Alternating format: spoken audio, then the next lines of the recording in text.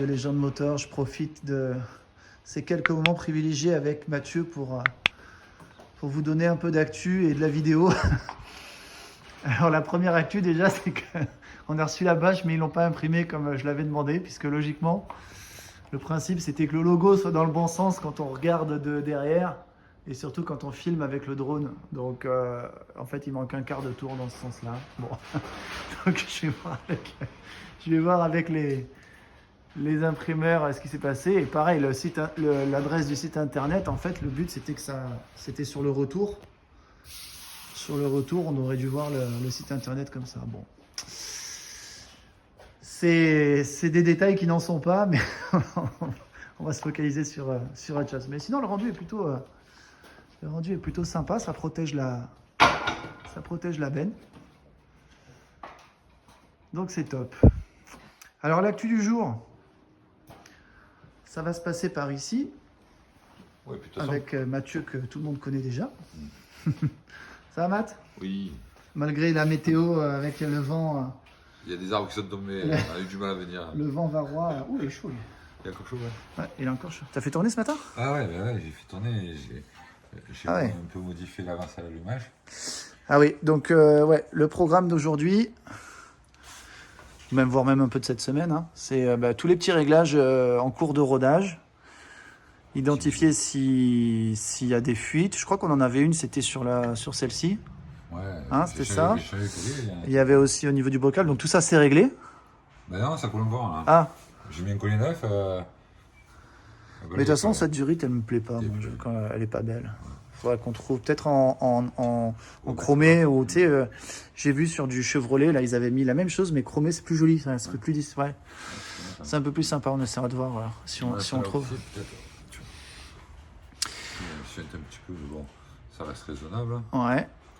Voilà, ben, du coup, on a l'alternateur, on a essayé de remettre en route avec le moteur à charbon, on l'a testé, il n'y a pas de coupure franche, tout ça, mais il ne charge plus, hein, donc il va falloir qu'on on remplace. Voilà, le bon modèle pour qu'on soit tranquille, parce que là, ben, je me demande s'il ne charge pas un petit peu quand même, parce qu'il ne perd pas énormément. Non, c'est vrai. Mais voilà, on ne monte pas à 13-14 volts. Après, je trouvais qu'il ratatouillait un peu, donc j'ai regardé un peu l'avance. On avait quand même pas mal d'avance. En fonction de l'ouverture d'échappement, si on fait échappement libre ou silencieux, eh ben, ça crée en fait une modification sur l'avance à l'allumage. Donc c'est le boîtier qui, avec la tête d'allumeur, vont donner, optimiser le meilleur en fait rendement au niveau de l'allumage. Donc il décale lui-même et en fait on a 10 degrés de décalage, valve fermée, valve ouverte sur l'avance. Donc là j'ai essayé de me faire une avance à 10. Donc là je vais un petit peu réduire peut-être, on va voir, en fonction de ce que tu en penses aussi. Parce qu'en fait, dès qu'on met les valves, hop, on monte en tour minute et on décale à presque 20 degrés. Donc, on va voir un peu. Parce que c'est vrai que. Alors, puissance, ouais, c'est ça. Pour rappel, là, on a un allumage MSD. Donc là, il y a le boîtier électronique, la tête d'allumage qui est ici, là, qu'on voit en rouge, et on a la bobine qui est là. La particularité de ce moteur, c'est qu'on l'a tellement modifié avec les culs à salut, avec la Bracam compétition, avec les pistons forgés, etc. On a modifié les performances du moteur et donc naturellement, on peut pas rester sur des réglages d'allumage d'origine. Et donc là, ce que Mathieu a entrepris, c'est tous les petits réglages qui vont nous permettre d'exploiter 100% des performances du moteur. Donc effectivement, sur une config d'origine, on va être entre 0 et 5 degrés. Et toi, tu l'as vu ouvrir jusqu'à 40 degrés. Donc ça nous laisse imaginer qu'on a quand même gagné en compression et en performance moteur. Bon, je ne pensais pas qu'on a jusqu'à 40 degrés, mais voilà, on va affiner tous ces petits réglages.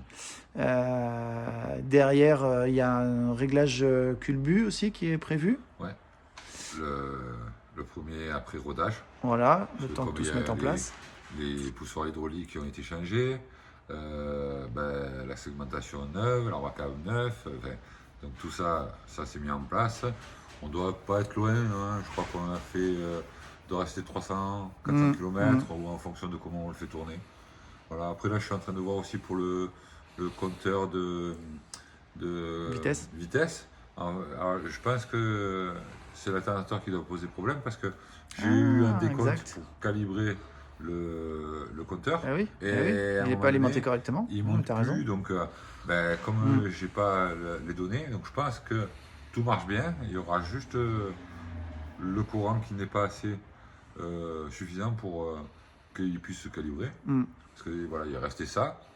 Et j'ai refait une masse et tout à l'intérieur parce que je me suis dit, ça se trouve, c'est la masse. Donc carrément, j'en ai fait une ici aussi, Ouais. qui est sur l'extérieur.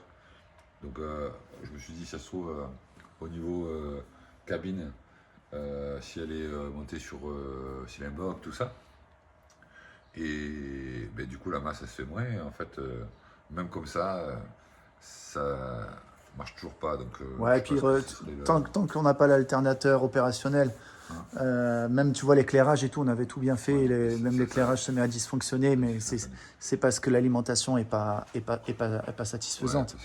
Donc on va tout simplement le remplacer, on va pas perdre de temps avec ça, et ça ira beaucoup mieux. On n'a pas débriefé le rassemblement de Vidoban, mais on a passé un super moment avec l'équipe de Mustang Drivers Club 83. Petit clin d'œil à Gilles qui en a été l'organisateur avec son entourage. Donc franchement, très très sympa. Pour nous, c'était une première en tant que participant officiel. Jusqu'à présent, on y allait en tant que visiteur. On a passé un très bon moment. Pour parler du Dodge, donc le Dodge, c'est moi qui l'ai utilisé sur cette journée-là. Que dire? Que dire? Les mots me manquent. Une sensation incroyable en termes de performance moteur. Je suis vraiment séduit par ce véhicule. À prendre en main, il faut quand même compter une bonne demi-journée. Voilà, quand je l'ai ramené à la maison la veille au soir, j'étais vraiment pas serein parce qu'il fait un gabarit. Il a vraiment un gros gabarit. Il y a un gros gabarit, il n'y a pas toutes les assistances qu'on a aujourd'hui sur les Dodge Ram et compagnie. Donc c'est vrai qu'il faut faire preuve de vigilance voilà, sur plein de points, mais quel bonheur, quel plaisir. Et surtout, à prendre en main, c'est la boîte auto, puisque sur une boîte auto moderne, on met sur drive et il n'y a plus rien à faire. En fait, sur le Dodge, on peut commencer en 1, ensuite en 2, ensuite c'est quasiment une boîte séquentielle. Et en fait, ça, je ne l'ai pas compris tout de suite. Donc au début, je trouvais qu'il manquait un peu de punch parce que je mettais juste en drive et on avait fait des réglages au niveau du kickdown par rapport au rodage pour pas qu'il mette des gros coups de pied au cul. Et puis en fait, quand j'ai compris que je pouvais m'amuser avec la boîte de vitesse, c'était plus le même véhicule. Là, il s'est vraiment exprimé. Donc niveau moteur, franchement, tout va très très très bien. Il est incroyable. Après, il nous reste à voir au niveau de la partie cycle. Il y a des bruits de roulement. Donc Mathieu, il est en train de regarder, mais il est probable qu'on change les roulements. Il y a des bruits de roulement. Et ensuite, franchement, il sera prêt. Là, on peut déjà s'approcher du contrôle technique. On n'en est pas très loin, quoi. Concrètement. Oui. Voilà, il y a juste ce bruit de roulement qui est pas très agréable en roulant. Forcément, puisque ça fait on sent que. Et puis je pense que ça doit le ralentir un peu. Ou ça doit... Il y a l'effet pneu aussi. Hein. Ouais, il y a les gros pneus. Bon, il est sûr que c'est. C'est des pneus tout chemin, chemin, quoi. On va voir pour l'instant. On teste plusieurs possibilités. Et puis il y a peut-être aussi mettre que sur propulsion. Ouais, alors ça aussi, ça c'est un projet qu'on a en tête. Un projet qu'on a en tête, en fait, on est en train de se dire, est-ce que ça vaut le coup de le laisser en 4 roues motrices, vu que c'est un engin qui fera jamais vraiment de off-road. On fera éventuellement un peu de chemin, un peu de terre, mais voilà, donc en propulsion, ça peut être très, très sympa aussi. Du coup, on gagne, on enlève la boîte de transfert, on gagne au moins 40 kilos. En poids, ouais, on gagne en poids. On gagne en poids, donc forcément, qui dit gagner en poids dit gagner en performance.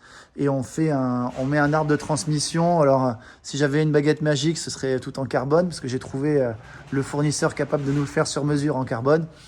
C'est pas certain qu'on parte sur cette dynamique-là, mais en tout cas, on peut vraiment s'amuser là sur la partie cycle. On est en train de se poser plein de questions. Et puis, si entre-temps, il y a quelqu'un qui se porte acquéreur du Dodge, on verra, selon sa demande, on pourra affiner les différents réglages et les différents scénarios. Voilà, donc pour le Dodge, franchement, très bon moment. Au-delà du fait de partager cette journée d'amoureux des Américaines, très bon moment au volant du Dodge. Il fait l'unanimité, hein. Tout le monde, ouais. Bon, il fait beaucoup de bruit aussi quand on ouvre les clapets. Il est plus haut que tout le monde. Bon, on était très, très content de pouvoir le montrer. C'était sa première sortie, donc en plein rodage et tout, vraiment, vraiment sympa. Et puis celle qui nous a fait, toujours pour finir sur la journée, celle qui nous a fait pour le coup une frayeur, alors qu'elle est d'une fiabilité vraiment sans limite, c'est la Mustang. On s'est rendu compte qu'il y avait... alors, est-ce qu'il n'y a pas aussi... parce qu'on était les seuls à avoir les capots ouverts pendant le rassemblement. Est-ce qu'il n'y a pas quelqu'un qui a tiré sur un fil et du coup qui a arraché un peu la cosse? Et après, avec les vibrations... Je ne sais pas, mais en tout cas, il s'est passé quelque chose. Il y avait un fil qui... il y avait une masse qui était arrachée. Qui avait été manipulée. Est-ce qu'en touchant, en regardant... Bon. Voilà. Après, sans forcément parler de malveillance, mais simplement en s'appuyant peut-être ou autre. Il y avait le problème aussi, justement, comme j'en parle à chaque fois, sur des anciens véhicules, ça s'oxyde. Et là, sur la masse qu'on avait, après avoir cherché on a changé la cosse, que plus ou moins on pensait que c'était le problème, mais on a encore eu des soucis en revenant. Après, on est rentré, hein, donc il n'y avait pas de souci. Ouais, mais elle ne tournait pas comme on voulait. Mais on n'arrivait pas à tourner à démarrer surtout comme il fallait. Et il y avait l'ancien câble de masse, qu'on a remplacé par une tresse de masse, qui était oxydée. Et mauvais circuit électrique, ça fait mauvais allumage, mauvais démarrage, ça fait plein de problèmes en fait.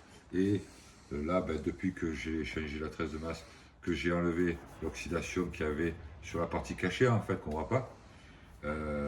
Pourtant elle avait été faite, hein, mais ça s'était oxydé et je pense que c'était la panne en fait. Pas de panne puisqu'on a quand même pu rentrer, mais le problème le fait d'avoir roulé et tout, chauffé, ça a un peu créé le souci de l'allumage. Hein. Et du coup, la mauvaise nouvelle concernant la Mustang, c'est qu'il y a le boîtier électronique, donc le MSD, qui a claqué. Alors, est-ce que c'est justement avec ces faux contacts de masse où au bout d'un moment, le circuit, il n'a pas supporté et il a grillé? Mais ouais, ça nous contrarie un petit peu. Donc, on va voir si on peut faire jouer la garantie parce que ça coûte quand même un billet. Et en tout cas, il n'y en a plus d'allumage là. Donc on l'a shunté parce qu'il n'est pas obligatoire. Lui, il vient optimiser l'étincelle, mais il n'est pas obligatoire. Donc, pour l'instant, la Mustang, elle démarre, mais on l'a shunté. Mais le but, c'est quand même d'avoir le confort du boîtier électrique. Plus rond, c'est le jour et la nuit. Parce qu'il avance, c'est lui qui règle en fait. Comme là, on peut faire le test déjà avec le moteur. On la démarre, je mets valve fermée. Et une fois que j'ai mis valve ouverte, on va entendre le régime qui va augmenter. Et ça montre en fait que ça se joue juste par le calage. Écoute, on le fait et on finira là-dessus pour aujourd'hui. Alors après, tu ne pourras pas voir, je pense. À l'oreille le chiffre, parce que c'est avec la machine. Et puis il faut avoir la tête dessus, donc c'est compliqué.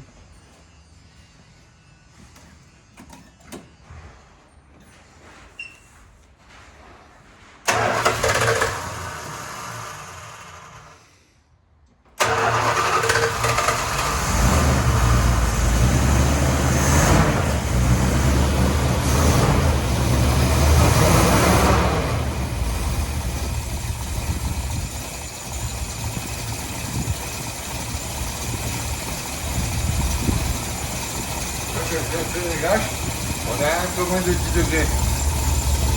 Je vais vérifier. Mais là, on est vraiment bas. Ouais. On est à... Le son de pas mal. Hein. Là, on est à 5 5 degrés. Attends, je vais voir si on arrive à... Là,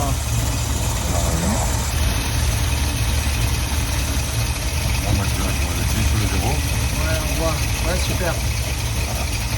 Et là, je ouvre les valves. Ça, c'était une lampe stroboscopique. On vous expliquera. On en a déjà un petit peu parlé, mais...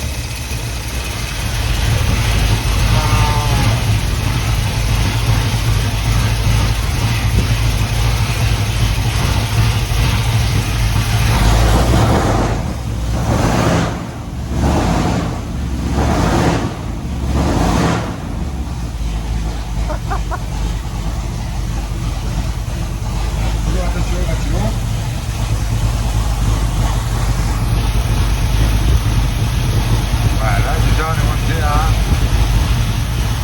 12.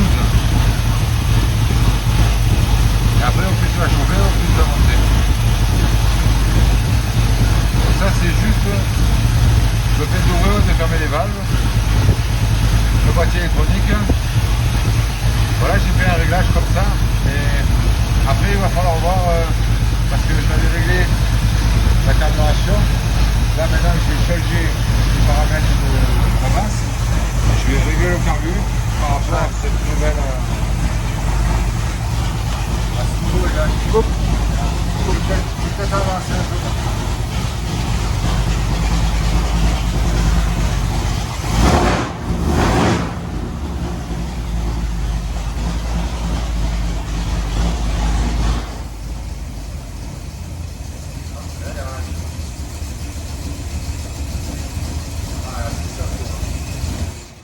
T'as combien au ralenti? 600? Là, on était à 603. Ouais, c'est un peu Après, faible. on- Ouais, mais en fait, une fois que l'allumage est réglé, il y aura les réglages carbu derrière. Voilà.